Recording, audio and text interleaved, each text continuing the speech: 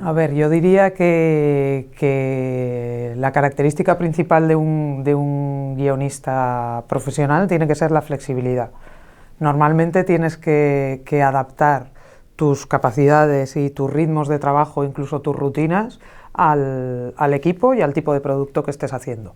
Si estás haciendo algo más íntimo, vamos a decir, un proyecto personal, una película, pues ahí cada maestrillo tiene su librillo. Yo soy muy amante de la rutina y yo creo que lo de la inspiración efectivamente es un mito. Sí que tienes días mejores y peores, momentos mejores y peores, pero si tú estableces unas pautas de trabajo y una rutina de trabajo y unos objetivos, es mucho más fácil llegar a completar esa escritura, ¿no? Y la madre del cordero está en la ficción televisiva. En ese caso, el ritmo de escritura no lo decide el guionista, sino que lo decide el ritmo de la producción. Hay una jerarquía muy clara dentro del equipo de guión, y ahí es el coordinador de guión el que establece cuáles son las entregas. El caso más cerrado, digamos, es el de las series diarias. Las series diarias tienen una estructura de trabajo estándar que es muy similar al de una cadena de montaje en una fábrica de coches. Todas las semanas se sacan tantas páginas de guión como para hacer 2 largometrajes. Serían 5 horas de ficción, todas las semanas, 365 días al año. Para eso hay detrás un equipo muy grande de personas, y que para que el espectador en su casa no note que detrás de esos guiones en realidad hay 12 personas y no una sola mente, pues hace falta una gran coordinación. Entonces los equipos se dividen. Uno de los equipos hace el trabajo de escaleta, que sería el trabajo estructural, y otro de los equipos hace el trabajo del diálogo, que es ya las líneas de diálogo que se van a estudiar los actores. Todo eso con 1 o 2 coordinadores y con la ayuda de un guionista de plató, pues se consigue dar esa sensación de unidad en la autoría.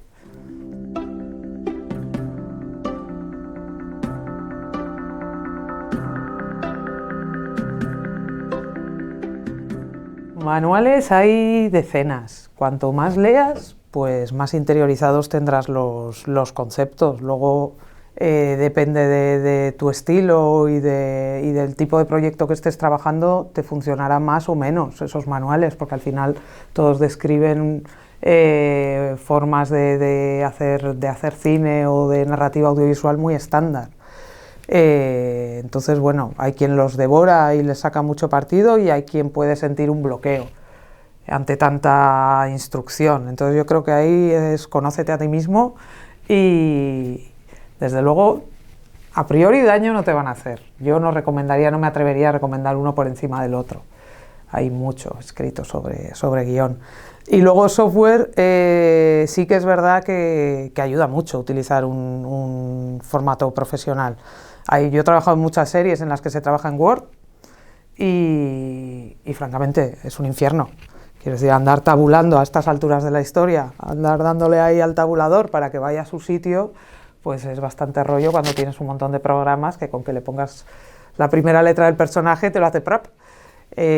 Yo uso el Final Draft normalmente, pero es caro, y los hay gratuitos igual de buenos, que los pueden consultar en Blog Guionistas, por ejemplo. Ese tipo de recursos están al alcance de todo el mundo.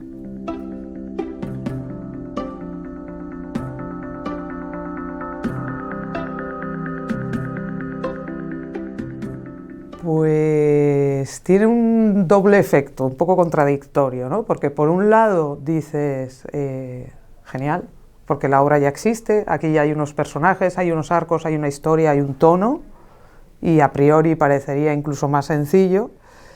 Y por otro lado, puede ser muy, muy bloqueante. ¿Por qué? Porque ya hay una historia que ha funcionado en otro formato. En el caso de la casa era una novela gráfica, ahora estoy trabajando en una novela, Y claro, es que ya ha funcionado.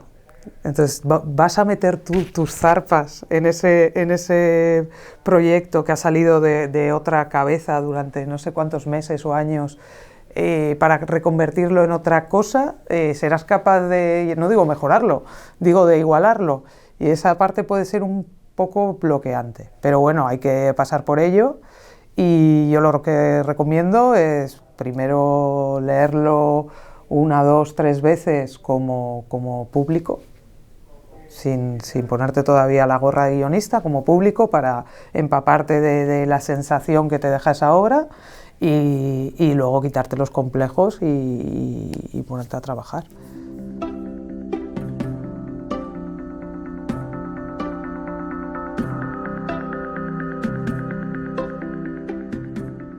Sí, ahí en el caso de la novela gráfica, claro, tiene una doble trampa, que es que a priori uno simplemente al ver la novela dice, uy, pues es el storyboard, ya tienes aquí la película. Y cuando te pones a trabajar en ello te das cuenta de que obviamente no, hay viñetas que son imposibles de filmar, en las que se mezclan planos temporales y sensoriales de los personajes, y trasladar eso a la pantalla tuvo mucha complejidad, ¿no? Ahí Alex Montoya, que es el director y el guionista principal de esta historia, porque yo me incorporé más adelante, él ya había hecho un gran trabajo de adaptación, pues tuvo que darle muchas vueltas a la cabeza, ¿no? para conseguir esos efectos que Paco Roca hace con unos trazos muy limpios, ¿no? En la novela gráfica hay unos cambios de color cuando se va a los flashbacks. En este caso había un cambio de formato de imagen también, que creo que funciona muy bien.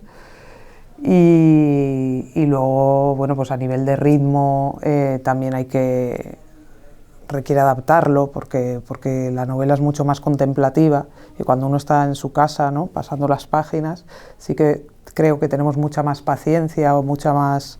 bueno, recibimos de otra manera la historia que cuando uno se sienta a ver una película, ¿no? Que si para el minuto 5 no tienes claro el conflicto, parece que nos ponemos todos muy nerviosos y ya no tenemos tanta paciencia. Luego el diálogo también no tiene nada que ver, el diálogo que se puede desarrollar en los bocadillos de una viñeta con el diálogo que puedes desarrollar en una película, ¿no?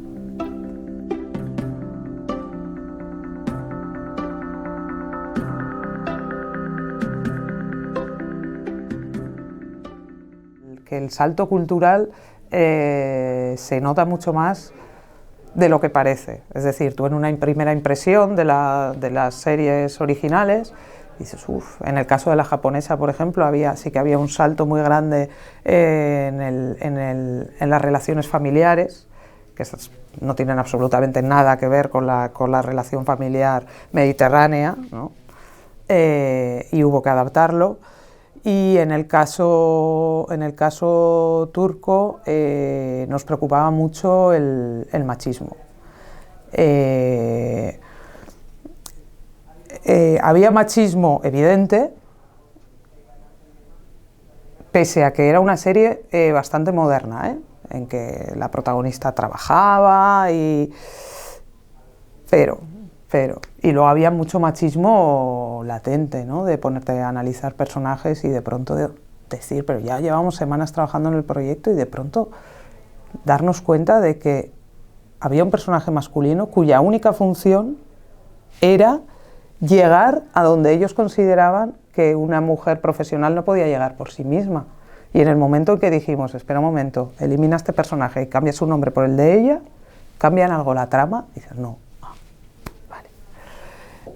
Eso es casi anecdótico, ¿no? Pero sí, sobre todo el machismo de, pues eso, no poder tener relaciones sexuales hasta no haberte casado, pues es que, claro, marcaba toda la trama. El nivel de corrupción. Todo esto no sé yo si es muy políticamente correcto que yo lo diga así públicamente, pero bueno, sí que fue un poco esa la sensación.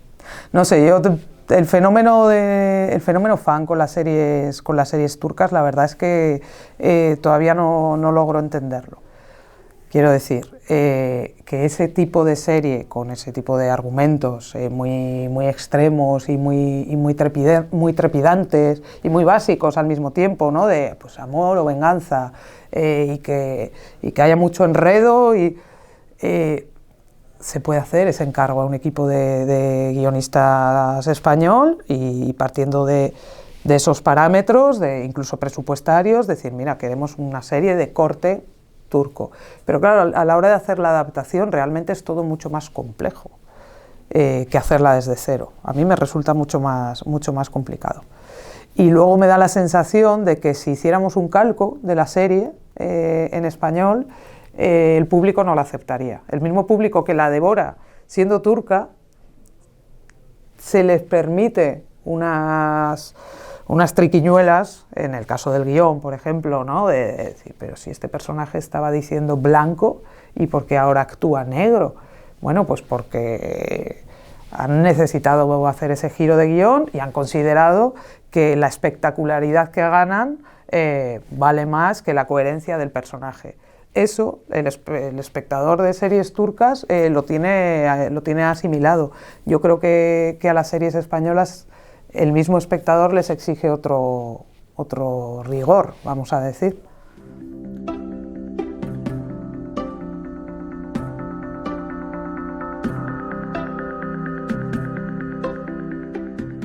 Me gustaría decirte que para películas de cine, pero no. La verdad es que donde más años he trabajado y más cómodamente y sintiéndome más a gusto ha sido como dialoguista de series diarias, porque te da una rutina, una estabilidad, un conocimiento de los personajes muy profundo que nunca vas a tener en una película por larga que sea, porque claro, si tú haces 1000 capítulos de una serie diaria, los personajes que llevan desde el comienzo, es que ya los conoces, ya hablan por ti, ya es como hablan solos. Pero al final también acaba siendo un trabajo rutinario. Creo que es más bonito pues crear una historia que nazca de ti, de la necesidad de contar algo, ¿no? Y encontrar ese camino, esa estructura, esos personajes, esos diálogos. Lo que pasa es que es un trabajo mucho más arduo.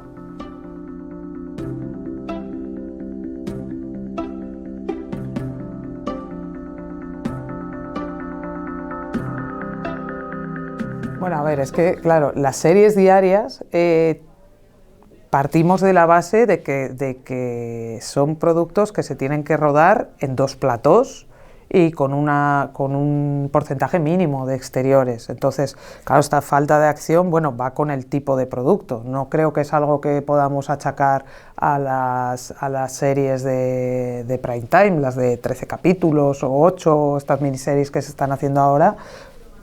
Creo que hay series españolas con mucha acción, pero claro, si te vas a una serie diaria, pues son series de plató. No puedes quemar el set principal de la serie porque ahí se acaba. Y sin embargo se suple con grandes dosis de imaginación. En Servir y Proteger estuvimos, no sé cuántos años fueron, 6, 7, 8 años, contando historias policíacas, básicamente en los despachos de comisaría. Y sí que daba esa sensación entre el público habituado a ese lenguaje. En su cabeza iban reconstruyendo la acción que no veían en la pantalla. Y luego, si tú lo hablabas con esa gente en la calle y te preguntaban, sí que, o sea, ocurrían muchas más cosas en su cabeza, en on, de las que realmente ocurrían en la pantalla. ¿Por qué? Porque estaba bien montado para que te diera esa sensación, ¿no? De los policías salen, ves una secuencia de coche y luego vuelven contando una persecución, un tiroteo. A veces conseguíamos mostrarlo y otras veces no, pero sí que se suple con gran imaginación. Yo tengo que hacer una defensa del guionista de diaria. Pues yo diría que un buen guionista de serie diaria puede trabajar en cualquier otro producto audiovisual, en cine, en televisión, en cualquiera. Y en cambio un guionista de cine o de series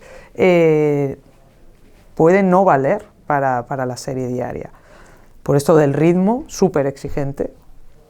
El ritmo, el tono, el conseguir aunarse, ¿no? Fundirse con el resto de compañeros y que no destaque ni por arriba ni por abajo, y el multigénero, porque la serie diaria al final solo es un formato que te dice en qué horario se va a emitir, cuántos capítulos se van a emitir, cuánto duran los capítulos y cuánto cuestan los capítulos, y sobre todo en qué sets se va a grabar, en qué plató se va a grabar. Todo lo demás, lo que es el contenido, trabajas desde el melodrama, el thriller, la comedia romántica, la comedia absurda, hasta el terror. Puedes ir pasando por todos los géneros. De hecho, cuando una serie se alarga mucho, lo normal es que vayas transitando de un género a otro, y eso requiere muchísimo músculo y muchísima versatilidad, y no todo el mundo es capaz de hacerlo.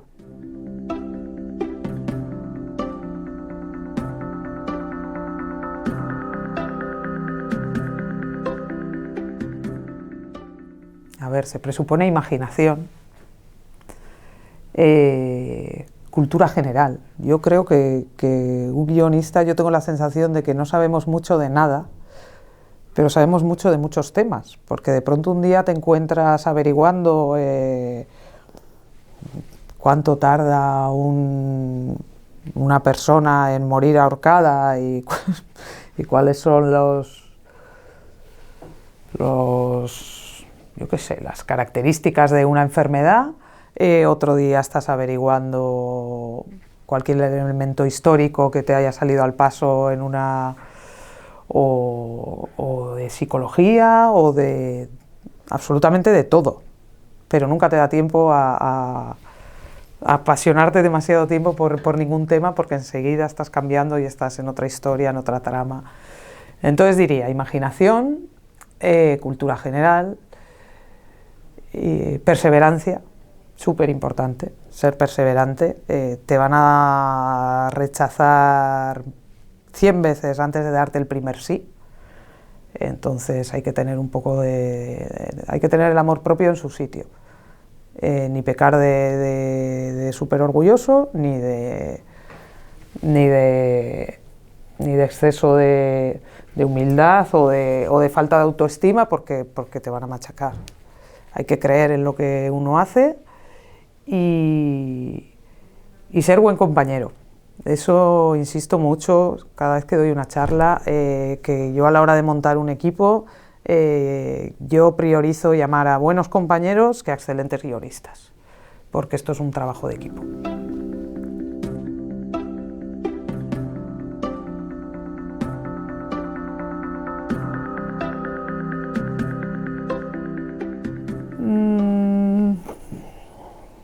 Pues el exceso de inseguridad o de timidez.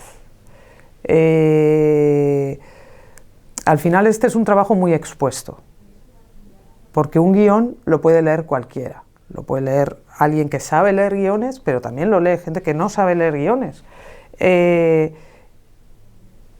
Y todo el mundo va a opinar sobre tu guión.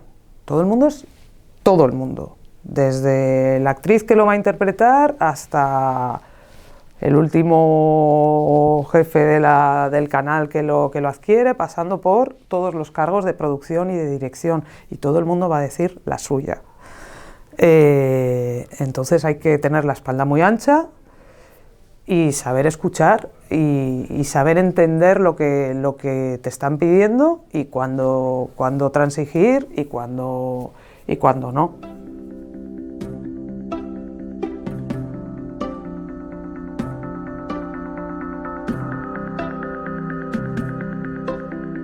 Yo siempre les recomiendo que estén muy al tanto de qué se está produciendo, que sigan las webs de noticias audiovisuales, y si se enteran de algún proyecto que les resulte accesible, bien vía, porque tengo el contacto de la productora, o mucho mejor aún, porque tengo el contacto de alguien que está dentro del equipo, que escriban un mail breve, muy breve, simpático, explicando muy brevemente la experiencia que puedan tener o qué pueden aportar, sobre todo que se les vea con muchas ganas, y que se ofrezcan a hacer una prueba, porque este no es un oficio en el que te den el trabajo por un currículum excelente.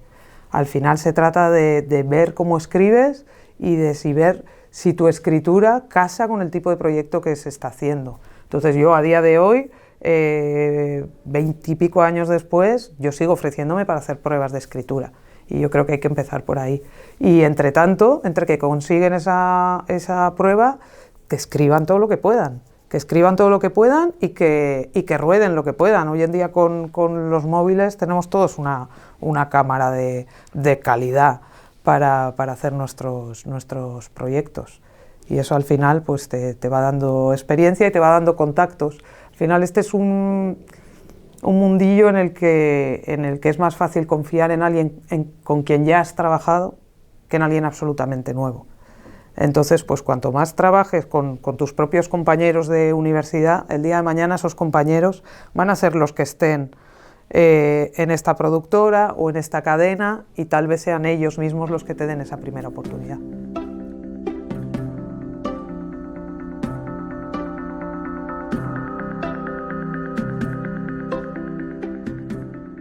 Hay muchos realmente. Yo tengo la sensación de que hay muchos laboratorios, están las ayudas de escritura del IVC, del Instituto Valenciano de la Cultura. Este año se supone que también van a salir las del ICA, las del Ministerio de Cultura. Y luego, tanto Dama como SGAE convocan laboratorios, la Academia de Cine también. Y luego hay muchos concursos, pues yo qué sé, se me está ocurriendo ahora el Benidorm Skyfest, pues un concurso de guiones de corto, por ejemplo.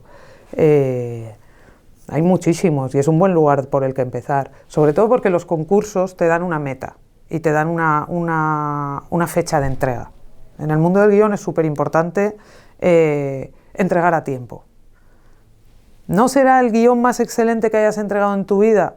Tal vez te quedes con la espinita de, ostras, con otra vuelta hubiera quedado mejor. Pero si lo entregas fuera de plazo, es como si no hubieras entregado nada, porque estás desarmando todo un sistema de producción muy complejo que viene detrás. Entonces, siempre hay que entregar a tiempo. Entonces, cuando estás empezando, esto de los concursos, hay que presentarse siempre con la fe de que vas a ganar, por supuesto. Pero lo que decía antes, te van a decir que no 1000 veces antes de tu primer sí.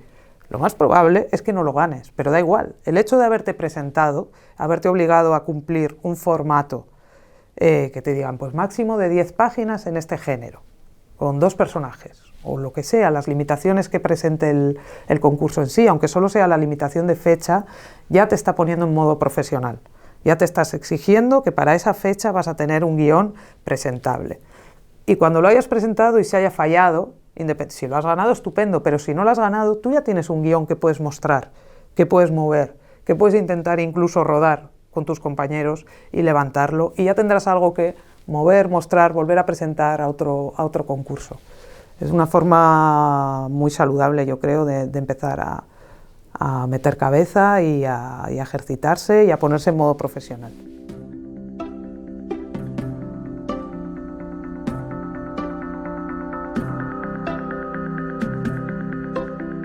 A ver, el entrar en el guión de La Casa para mí fue como un regalito, o sea, fue precioso y ha sido muy satisfactorio porque bueno, la peli ha funcionado muy bien, estamos yendo por festivales y la respuesta del público es una pasada, se encienden las luces y la gente está llorando pensando en su propia familia. Es una cosa, se da una empatía ahí muy curiosa con los personajes de la película, ¿no? La gente está viendo la película, pero en realidad está pensando en su propia infancia, en la casa de ese abuelo al que ya no va a volver a ver, y la gente se emociona muchísimo. Entonces ha sido un trabajo muy bonito. Pero espero que el más satisfactorio esté por venir. Yo escribí una película hace más de 12 años con un compañero, con Jorge Martínez. La presentamos a ayudas, conseguimos las ayudas a escritura, las ayudas a desarrollo y ahí ya no conseguimos levantarla. Y el verano pasado la desempolvé del cajón y con la distancia, ¿no? Con la capacidad de visión que te da la distancia, de pronto le vi los fallos y le di la razón a mucha gente que había leído el guión y había puesto pegas que yo entonces no era capaz de ver, y de pronto dije, anda, pues tenían razón, o no, o esto nuevo lo estoy viendo ahora, el personaje femenino tiene que subir, hay que recortar el comienzo. Bueno, le hice una reescritura en profundidad y me quedé súper contenta con el resultado, y se va a rodar finalmente esta primavera. Así que será mi primer guión de largo original y tengo muchas expectativas. Se llama En el Eixam, en el enjambre.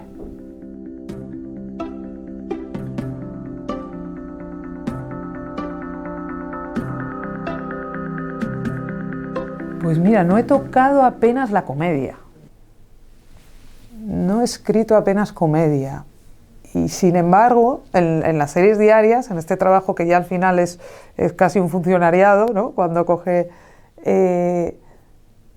yo siempre busco el giro cómico, no tanto cómico, el desahogo cómico, como en la vida, que cuando estás en una situación incómoda, peligrosa o incluso de enfado, ¿no? Alguien suelta